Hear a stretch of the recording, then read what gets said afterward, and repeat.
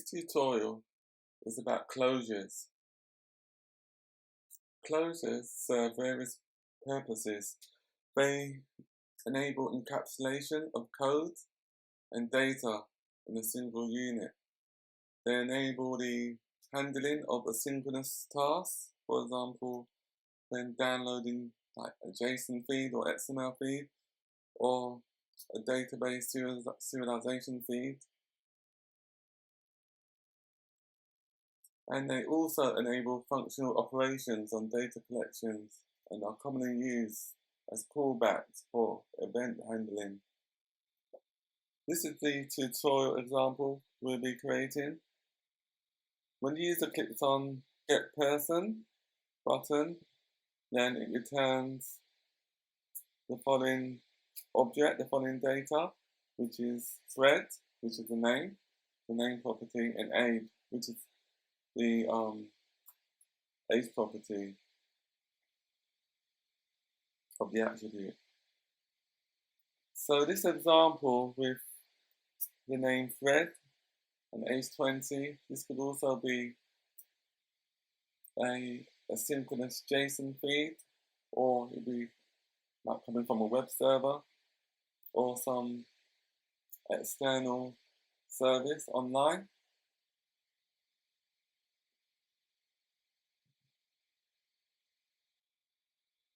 To capture the person object that includes the name and the age, we need to create a class called person.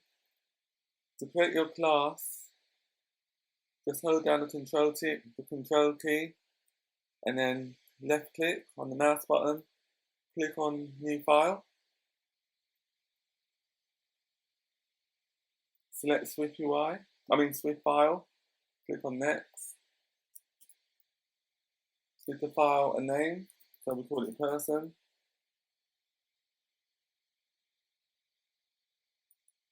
And now we need to create our class definition, so type in class, person.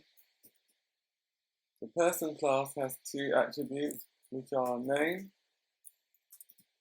which is string data type,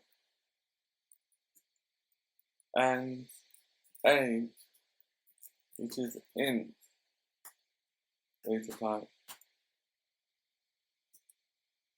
And now we need to create our completion handler.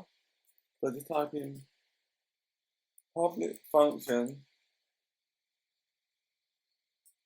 create person completion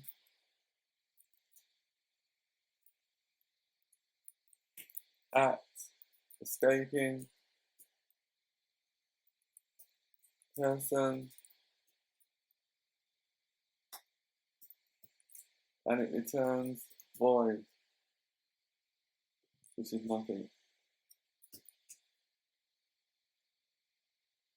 On line 14, the at escaping keyword indicates that the completion closure can be stored and executed after the create person function has returned. And this is always used within asynchronous operations or callbacks, where you want to provide a value or a result to the caller when the operation is complete. Next thing we need to do is to use dispatch queue. So just type in dispatch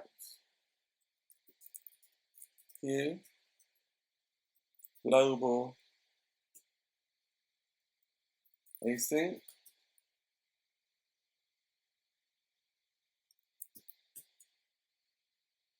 So the purpose of using async, dispatch queue global sync, is that it will simulate a asynchronous task using a global request.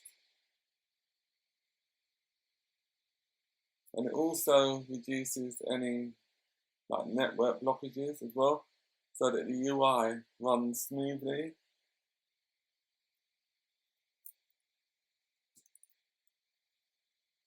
And now we create an instance of the person class. So just call it let new person equals person. New person dot name equals thread. New person dot age equals 20. And now we have our class. It has our attributes and the data that it contains. So now we want to publish or send the class data to the caller or the function that's waiting for the create person function to complete. So to do that, we just type in dispatch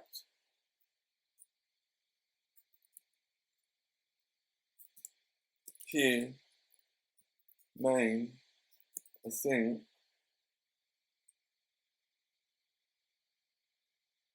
and then within the completions, we type in completion new person.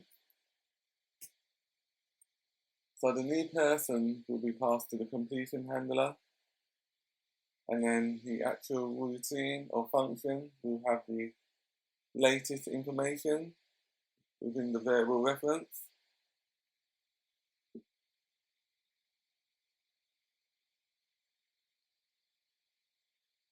I'll just compile it now to make sure that it compiles.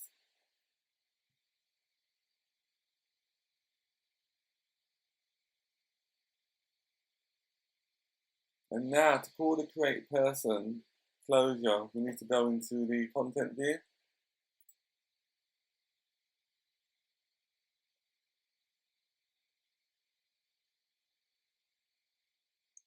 Within the content view, on line 11 creates a person variable. So type in @state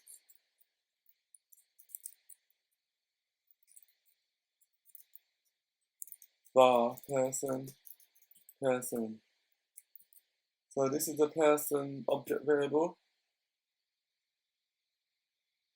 And then within the VStack, delete everything between lines 16 and 19, and also delete line 18, which is the padding.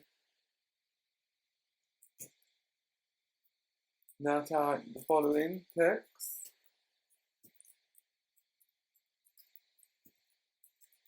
Person details.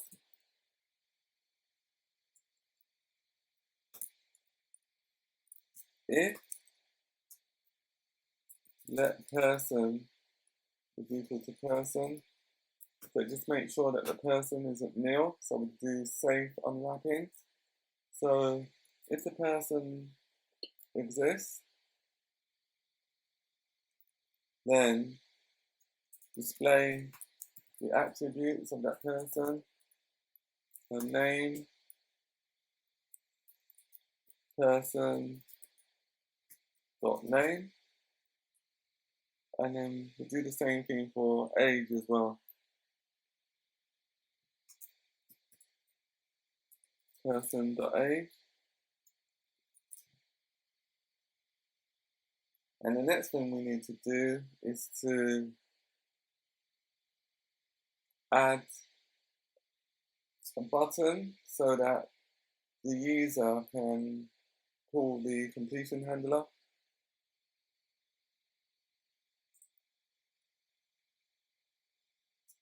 So type in button, get person, and then when the user clicks on the button, it will execute this method, this closure, create person.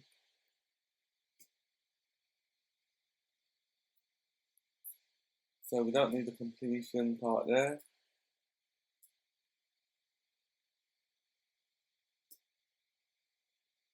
And then we type person in there. we get access to the person object. And then what we need to do now is delete this bracket here on line 28. And now we're typing self.person equals person. And then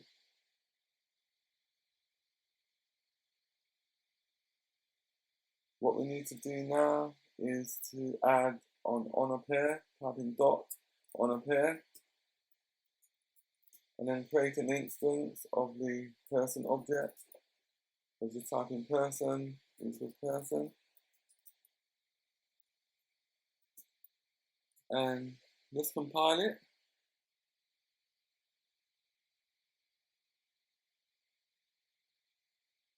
Now let's run it.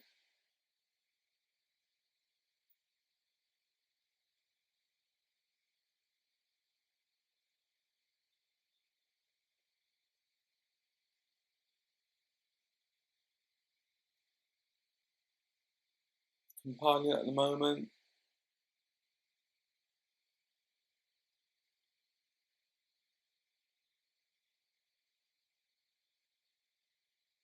Let me close this simulator.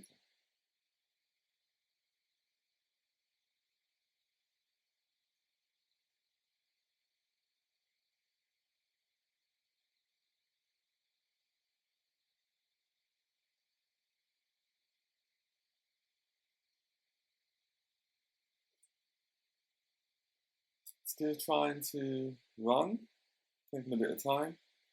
It's Xcode, so I might need to close this simulator and then run it again.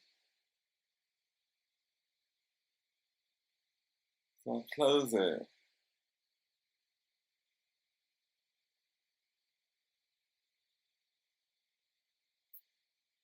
Oh, now it's running. So now I'll click on Get Person button.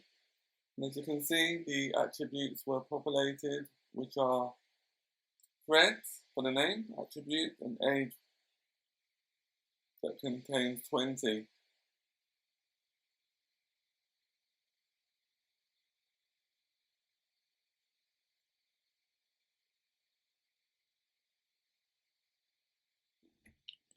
Thank you for joining us.